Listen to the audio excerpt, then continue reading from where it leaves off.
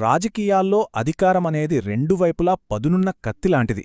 దాన్ని సరిగ్గా వాడితే మంచి చేయొచ్చు. అదే అదుపు తప్పితే మనల్నే కోసేస్తుంది. సరే, ఈరోజు మనం ఒక ఆసక్తికరమైన రాజకీయ ప్రయాణాన్ని విశ్లేషిద్దాం. దీని ద్వారా అధికారం అసలు విలేంటో తెలుసుకునే ప్రయత్నం చేద్దాం. రాజకీయాల్లో గెలుపుకి డబ్బు, పదవి పునాదులు కావు. ప్రజలతో మనం ఎలా మెలుగుతాం, వాళ్లతో ఎలా మాట్లాడతాం అనేదే అంతిమంగా గెలుపోతంలను నిర్ణయిస్తుంది. ఈ యొక్క వాక్యం ఈరోజు మనం చేయబోయే విశ్లేషణకు మూలమనమాట. అసెంబ్లీలో తన వాగ్ధాటితో ఒక ఊపూపిన గొంతుకాది, కానిప్పుడు పూర్తిగా మౌనంగా మారిపోయింది. అసలు ఎందుకిలా జరిగింది? ఈ ప్రశ్నకు సమాధానం వెతుకుతూ మన ప్రయాణం మొదలుపెడదాం. మనం ఈ విశ్లేషణను 6 భాగాలుగా చూద్దాం. ముందుగా ఆ మౌనం వెనుకున్న కారణాలేంటో చూసి, ఆ తర్వాత ఈ మొత్తం ఎపిసోడ్ నుంచి మనం నేర్చుకోవాల్సిన గుణపాఠాలేంటో చర్చిద్దాం. సరే, ఇప్పుడసలు విషయంలోకి వద్దాం.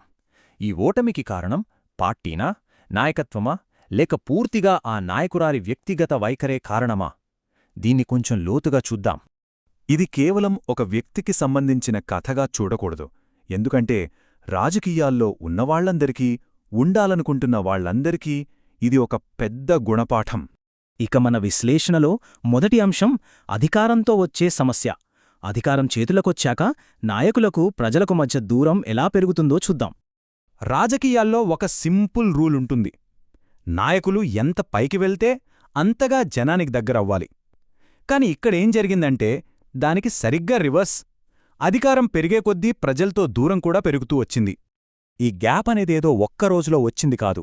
సంవత్సరాలుగా ఓటర్లలో, సొంత పార్టీ కార్యకర్తల్లో పేరుకుపోయిన అసంతృప్తి చివరికి ఈ ఫలితానికి దారితీసిందనమాట. సరే, ఇప్పుడు రెండో అంశం గురించి మాట్లాడదాం. మాటలు. అవే మాటలు ఆయుధంగా మారతాయా, లేక శాపంగా వెంటాడతాయా? ఈ కేసులో వాగ్ధాటి ఎలాంటి ప్రభావం చూపించిందో చూద్దాం. ఆమె ప్రసంగాలు సోషల్ మీడియాలో విపరీతంగా వైరల్ అయ్యాయి. అయితే ఇక్కడ అసలు ప్రశ్నేంటంటే, ఆ వైరల్ స్పీచ్లు ఓట్లు తెచ్చిపెట్టాయా, లేక ఉన్న వ్యతిరేకతను ఇంకా పెంచాయా? చూడండి, రాజకీయాల్లో ప్రత్యర్థుల విధానాలను విమర్శించడం వేరు, కాని ఆ గీత దాటి వ్యక్తిగత దూషణలకు, బాడీ షేమింగ్కు, కించపరిచే భాష వాడటానికి చాలా తేడా ఉంది. ఇక్కడ సరిగ్గా అదే జరిగింది. రాజకీయ విమర్శ కాస్త వ్యక్తిగత దాడిగా మారిపోయింది. చివరికి ప్రజల నుంచి వచ్చిన స్పందన చాలా క్లియర్గా ఉంది. మాకు కావాల్సింది అభివృద్ధి, అసెంబ్లీలో అరుపులు కేకలు కాదు అని వాళ్ళు తేల్చి చెప్పారు. ఇది ఓటర్ల ఆలోచనా విధానంలో వస్తున్న మార్పుకు ఒక పెద్ద ఉదాహరణ. ఇక మూడోది, బహుశా అన్నింటికన్నా కీలకమైన అంశం, క్షేత్రస్థాయిలో తెగిపోయిన సంబంధం. గ్రౌండ్ లెవెల్లో కనెక్షన్ ఎలా మిస్ అయ్యిందో ఇప్పుడు చూద్దాం.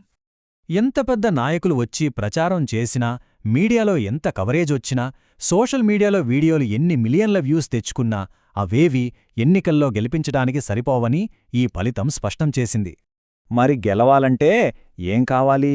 కావాల్సింది ఒకటే, క్షేత్రస్థాయిలో అంటే గ్రౌండ్ లెవెల్లో ప్రజలతో ఉండే బలమైన సంబంధం, వాళ్ల కష్టసుఖాల్లో అండగా నిలబట్టం. కాలక్రమేణా ప్రజలతో మాట్లాడటం, వాళ్లను పలకరించడం, ఇవన్నీ కూడా ఏదో యాంత్రికంగా, మొక్కుబడిగా చేస్తున్నారనే భావన పెరిగిపోయింది.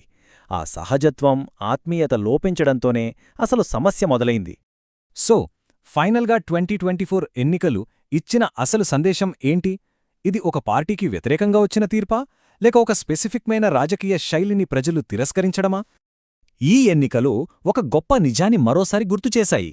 అదేంటంటే, ఎవరైనా గెలవచ్చు, కాని ఎవరూ శాశ్వతం కాదు. అధికారమనేది ప్రజలిచ్చేది. దాన్ని నిలబెట్టుకోవడం నాయకుల చేతుల్లోనే ఉంటుంది. అందుకే ఈ ఫలితాన్ని కేవలం ఒక పార్టీ ఓటమిగా చూడలేం.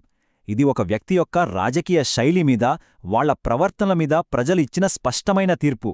సరే, ఈ మొత్తం కేస్ స్టడీ నుంచి మనం నేర్చుకోవాల్సిన 3 అత్యంత ముఖ్యమైన రాజకీయ పాఠాలు ఏంటో ఇప్పుడు ఒక్కొక్కటిగా చూద్దాం. మొట్టమొదటి పాఠం, రాజకీయాల్లో టాలెంట్ కన్నా టెంపరమెంట్ అంటే సంయమనం చాలా ముఖ్యం. ఎంత ప్రతిభ ఉన్నా అది అహంకారంతోనో, కోపంతోనో కలిసి ఉంటే చివరికి పతనానికే దారితీస్తుంది. ఇక రెండవ పాఠం, మాటలకన్నా మనుషులే ముఖ్యం. వేదికల మీద చెప్పే పదునైన మాటలకన్నా ప్రజల మధ్య ఉండి వాళ్ల మనసులు గెలవడమే అసలైన రాజకీయం. ఇక మూడవ, చివరి పాఠం, అహంకారం కంటే అంగీకరించే గుణం ముఖ్యం అంటే ప్రజల అభిప్రాయాలను వినడం, చేసిన తప్పులను ఒప్పుకునే వినయం ఉండటం ఏ నాయకుడికైనా చాలా అవసరం. మరి ఇప్పుడు మన ముందున్న ప్రశ్న ఒక్కటే. ఈ రాజకీయ ప్రయాణం ఇక్కడితో ముగిసిపోయిందా, లేక ఇదొక విరామం మాత్రమేనా? భవిష్యత్తులో ఒక కొత్త అధ్యాయం మొదలవుతుందా? దీనికి సమాధానం కాలమే చెప్పాలి. ఎందుకంటే రాజకీయాల్లో ఏదీ అంత త్వరగా ముగిసిపోదు.